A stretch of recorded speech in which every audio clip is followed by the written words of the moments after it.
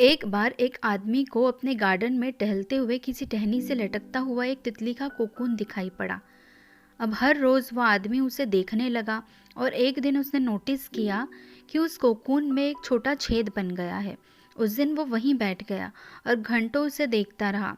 उसने देखा कि तितली उसे खोलकर उससे बाहर निकलने की बहुत कोशिश कर रही है, पर बहुत देर तक प्रयास करने के बाद भी वो उस छेद से निकल नहीं पाई और फिर वो बिल्कुल शांत हो गई, मानो उसने हार मान ली हो।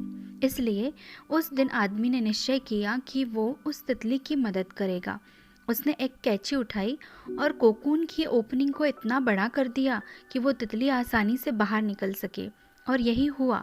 तितली बिना किसी संघर्ष के आसानी से बाहर निकल आई, पर उसका शरीर सूजा हुआ था, उसके पंख सूखे हुए थे।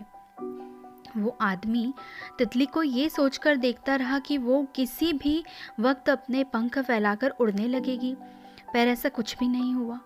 इसके उलट बेचारी तितली कभी उड़ ही नहीं पाई और उसे अपनी बाकी की जिंदगी इधर उधर घसीटते हुए ही बितानी पड़ी।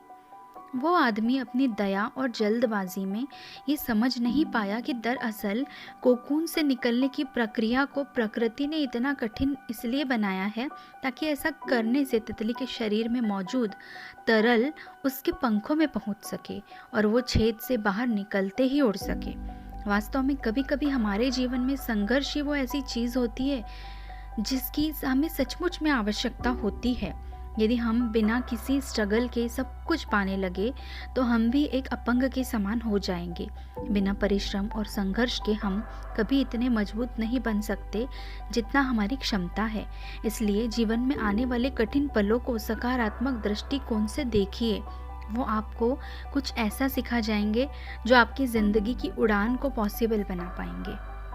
दोस्तों, अगर कहानी आपको अच्छी लगी हो और आगे भी आप ऐसी कहानी सुनना चाहते हैं तो like, share and subscribe my channel. Thank you.